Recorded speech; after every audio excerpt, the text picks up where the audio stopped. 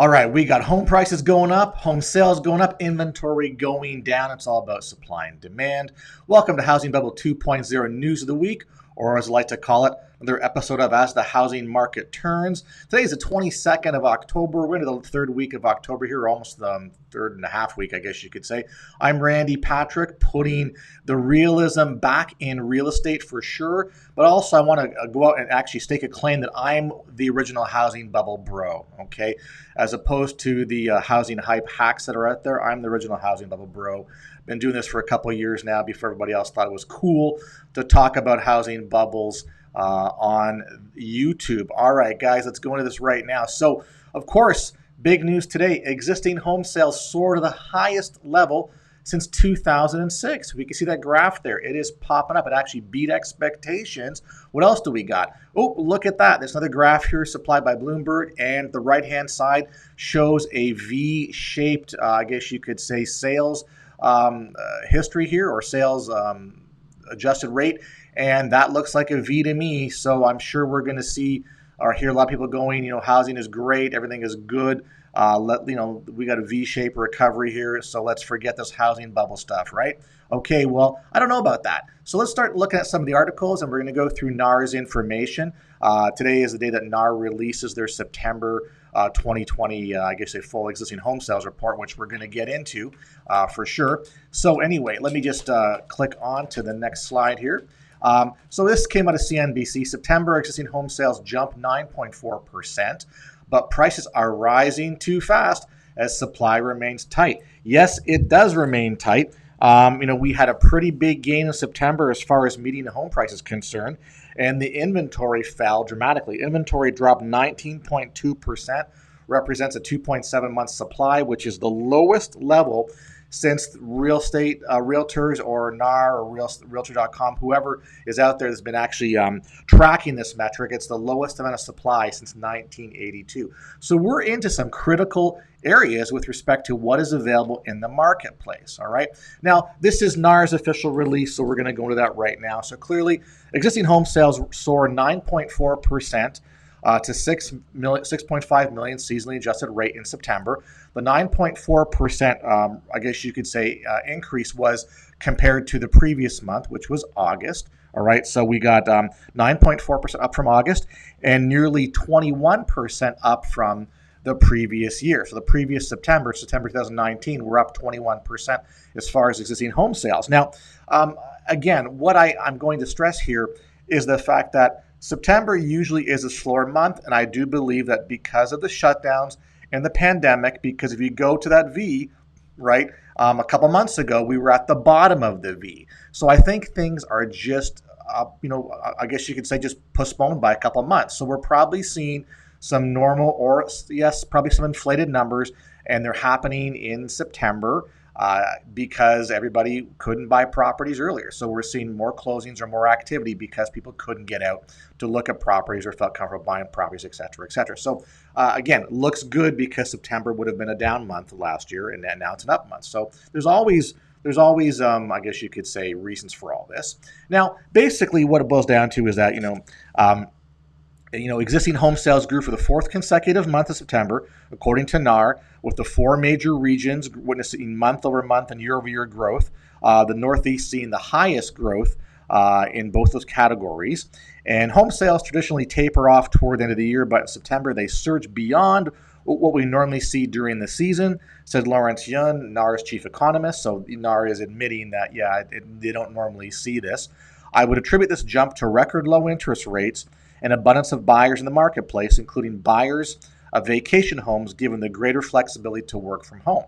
So that's the interesting thing here. So they're looking at sales in vacation destination counties have seen a strong acceleration since July, with a 34% year-over-year gain in September. So people now are going, hey, if I can work from home or do other things, maybe I'm going to choose a different place to live or go someplace where I can enjoy life a little better, which might be normally a vacation type residence. But now they're going to make it their full time because now we can change the way we work with respect to what's going on. So other things to note here, the uncertainty about the pandemic will end, coupled with the ability to work from home appears to have boosted sales in summer resort regions, including Lake Tahoe, Mid-Atlantic beaches, and the Jersey Shore areas as well too, which is kind of interesting. So again, just lots of activity, and I look at it going pent up demand, low interest rates, and also low inventory. So sales are gonna go up because people are fear. I talk to people every day, and for what they tell me, what their real estate agents are telling them, going, if you don't buy now, it's only going to be more expensive next month. So you better buy today. So they're really using, a sense of fear and, fear of FOMO, fear of missing out, as a way to generate sales, which is probably not the best thing to do. Let's review the September statistics for the existing home sales. All right. So basically, you can see that we're tracking at a 6.4 million annual rate. Will we have 6.4 million sales for 2020? No, we won't.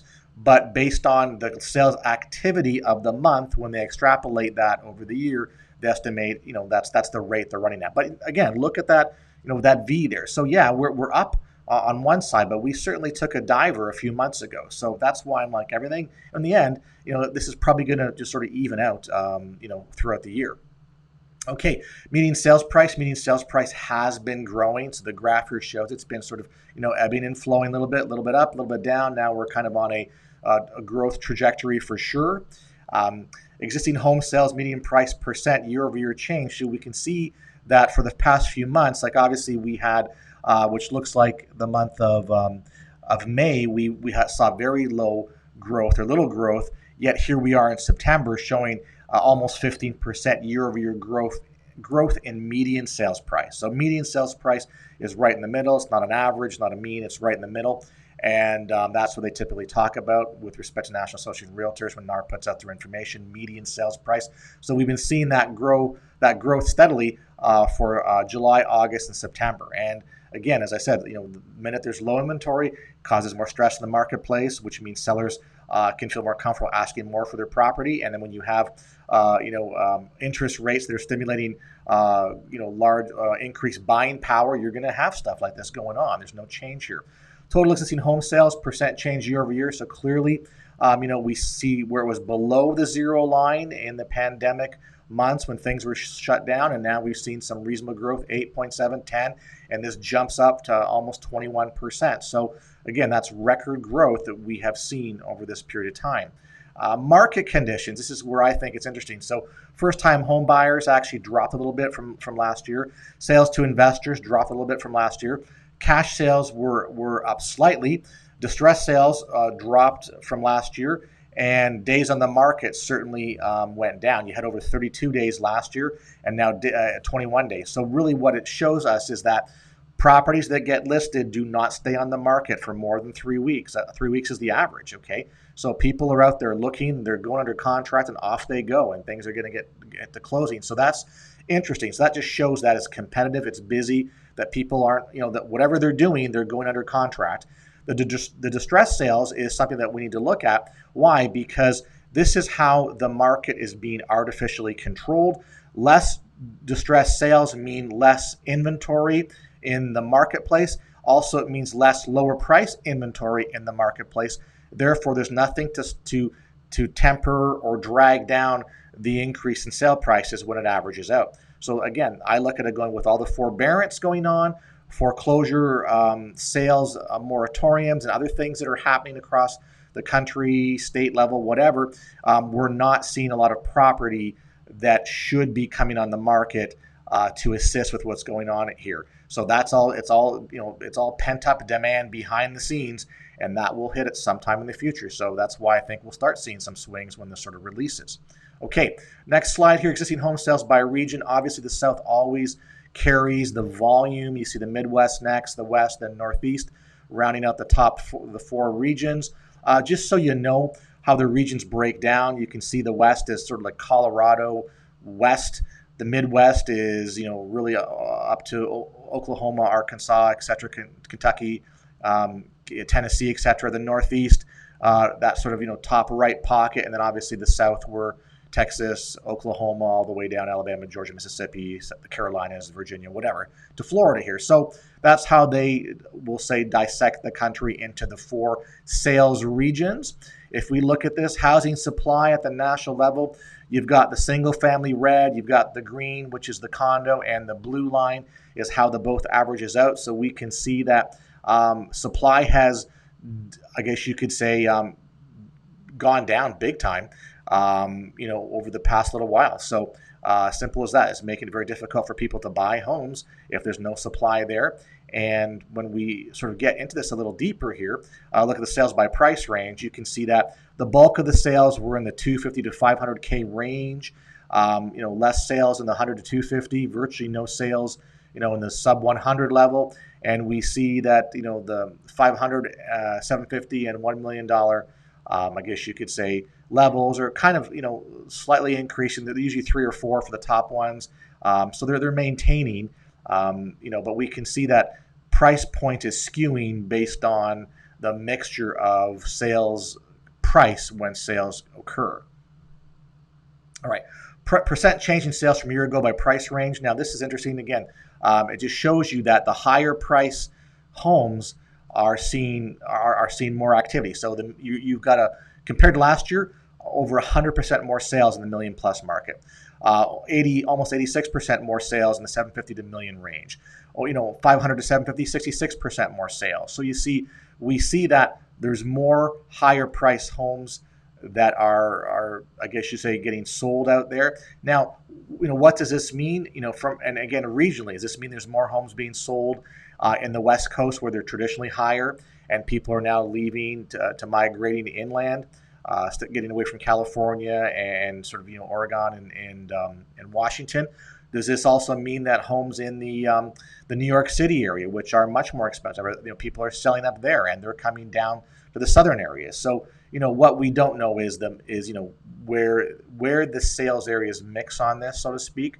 But again, it's interesting to see that a lot of the higher price stuff is selling greater than it was this time last year. So we're seeing exodus, right? And this is a good example here. Hampton's real estate prices break records as New York City wealthy flee to the beach. So that's what's happening here. Is when you take a look at this, and this, I do find this kind of interesting. They're basically saying, hey, I'm getting out of the city. I'm not going to deal with the city issues or city taxes or whatever. I'm going to fly where I have more room, better quality of life, stuff like that. And therefore, Hampton's already being a more expensive location to purchase. So you're selling your big condos or your expensive homes in the city. You're going out to the Hamptons and sort of transferring your wealth out there. So we're going to start seeing more and more of this in different regions across the country. So as we've mentioned before, that's why I say there's a K-shaped, it's K-shaped housing market. Certain areas are going to drop and have, poor sales, and we'll start to see some lower values hitting, and other areas will continue to grow just because there is a relocation sort of, phenomena going on. And, clearly if you've got the cash, you can sell and go someplace else and, sort of reposition what you're doing lifestyle-wise. All right. Okay, this just shows that where our supply is. So at September, we're about 2.7 months worth of inventory, seasonally adjusted sales or adjusted supply. It's always been stated that 6 to 7 months of supply tends to lead to a balanced market. All right, and that's just been accepted over the years since I've been involved in the real estate industry. So 6 to 7 months of supply. So and what that means is that if no homes came on the market from today going forward, it would take 2.6 months at today's sales pace to get rid of all those houses. All right. So what that basically means is that our supply is being choked off for various reasons. And as we know, and you can just look at the chart from we've got from 2019 at 3.9 months. It's slowly been dropping a little. The supply went up slightly April and May. Why? Because of the pandemic and nobody was going out. And now they've come back with a vengeance and purchased a lot of homes. And therefore, we've seen the supply drop pretty quickly. What we're seeing, though, is we're seeing large swings in a lot of different facets of the real estate business in a very compressed short period of time. All right. Not like this is, everyone talks about that last housing bubble, going from 2007-ish to 12, 13. That's like a 5 to 6 year kind of, we'll call it situation. We've only been in this 6 or 7 months now. Like if I go April, May, June, July, September, March, we're 6 to 7 months time frame. So, this is a lot of stuff is happening, a lot of changes happening a lot of different things are happening in a very short time frame here. So it's still very early to figure. Well, I mean, for some people, I feel like I know where it's going. It's tough maybe to prove this out here with some of these stats, but again, things are changing rapidly. So who knows what's going to happen in 2 months from now, let alone 6 months from now, right? So you got to sort of take it as it comes. All right. This is interesting. This basically is the sales price of existing family homes. And the left sort of column that's broken up here is, or the left-hand side of the graph or the chart is the median price. And you can see at the bottom, you've got 2020 September, how the U.S. average is $316,200, which is a 15% increase from the previous year, which is pretty substantial. And then when you take a look at how that's playing out, well, the Northeast had a 19% increase. The Midwest had a 15%. The South had a 13%. The West had an over 17%. So it averages out to 15.2. But you can see that the Northeast is leading in the sales pricing, followed by the West, the Midwest, and the South. Yes, things do tend to be cheaper in the South for various reasons. But again, you can see how that plays out. And even on your average pricing, is still increasing as well. So it's the right-hand part of the chart. So the summary is that prices are going up, and when we have 2.6 or 2.7 months worth of supply, you can expect competition. You can expect people, just jumping on to buy because of FOMO, fear of missing out. They don't get it. They're going to miss it, or they're going to end up paying more or going to competition with the bidding wars and stuff. So I guess that's where people's heads are at, and it's happening all over the place. Certainly certain locations more than others, but this is a trend in the current housing marketplace. All right, guys. And why is this happening? Well, as I mentioned, low interest rates. So, there's, I guess you could call it either quantitative easing or, whatever the government's doing to encourage sales here. So keeping interest rates low are certainly, providing, we'll call it potential buyers with more buying power, which allows them to maybe go up in price point or in range when they buy. And they have to, because as we can see, there's not much in the affordable housing level these days. So people are actually probably having to spend more money as they go higher in their price points. This just came out yesterday. The CFPB is the Consumer Finance Protection Bureau, and they extended indefinitely what's called the QM patch. QM stands for qualified mortgage. This is one of the advantages that the government, like FHA lenders, like government-backed loans, like an FHA loan, has had as an advantage over the past little while compared to some other conventional lenders or non-bank lenders. And what the QM patch was, I guess you could say, was an exception to the rule for debt to income ratio. So basically, currently there's a 43% of your income could be assigned to your total housing expense, and that's what a qualified mortgage gives you. The QM patch essentially removes the need to be at the 43% or lower. It allows more broader interpretation and more flexibility with positioning mortgage clients, in FHA loans, for example. So what that means is, based on some of the underwriting guidelines and what's going on, that the debt to income ratio can be overlooked or increased for certain clients, right? Which to me just means risk. So having low interest rates. So this is kind of when you got to take a look at this. People say, well, we don't have a housing bubble, or one's not coming. Well, one of the main reasons why we will have a housing bubble and a housing crash, or we're actually in a bubble, we'll have a housing crash, is because when you have high price, low inventory, low interest rates, and you have, mortgage underwriting, in certain parts of the industry, basically allowing for more risk, then that's what happens. A lot of the housing hype hacks will say, well, no, it's tougher to get a mortgage. Well, it's tougher to get conventional loans, not tougher to get these loans. Okay. So, and if you take a look at what's been, one of the number, FHA loans are like one of the highest number of loans being originated right now. So people are flocking to this, and they're able to come in with lower credit scores and lower, income requirements or debt to income requirements. And that causes, to me, and also don't forget, these FHA loans have low down payments as well. So, it just shows that there's more risk being transferred to the homeowner, essentially. Yeah, the government's going to underwrite this, but they know that if the homeowner has problems, that they'll pull these off and sell them to somebody else, or if they get foreclosed on, someone will buy them at the auction. Large investors, etc. So they're not really concerned, is what they're telling us right now, and they're just again stimulating more and more buying at higher levels here. All right. So what's the point? The point I make is, guess what? Don't get a false sense of where the housing market is headed.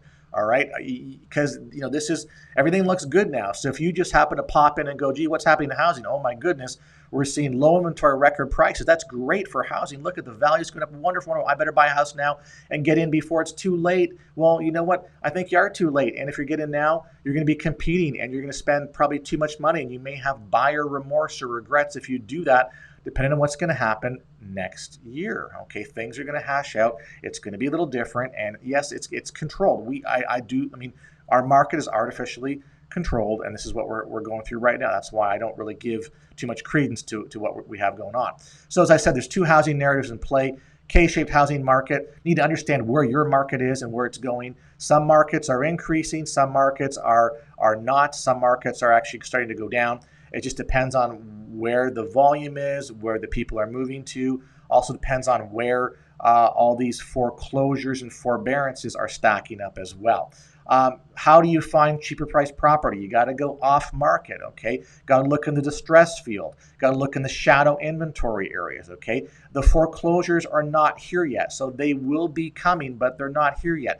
I'm seeing more hit the auctions, but we don't have the massive volume that people were talking about earlier in the year. Again, because this all has to play out with eviction moratoriums and foreclosure moratoriums and all these forbearance plans. It's going to take a few months for all this to kind of play out, and we're going to see what we got. Now, as I always mention, people complain to me that, I can't find anything good. Well, yeah, it's because you're not going to find things. There's not going to be suddenly all these short sales and foreclosures on the marketplace waiting for you and your real estate agent to jump on and buy them. That's not how it works, and it won't be like that this time around. So I will show you and talk to you about things that your real estate agents won't do and how they're not going to help you. Sorry for if any agents are out there, but I think we know that if it's not easy or it's not on the MLS and whatever, it takes a lot of work to get your hands in mind for distressed properties that you can sell to your clients. All right, so we all get that, but there's ways if people are interested in working a little harder, you'll get rewarded with better priced property. Anyway, guys, for more information, you need to contact me for a quick consultation to find out what I'm talking about. Different methods to acquire property, things that we're implementing right now that are hopefully going to keep us ahead of the curve and get us better deals before the masses get them. All right, give me a shout. My information right here. Hit me up with an email and basically in your phone, and we can engage. All right. So once again, thank you for the views, likes, comments. If you're not already a subscriber, please help my channel grow and subscribe. And again, reach out to me. I'm here and look forward to speaking with you guys next little while. Thank you.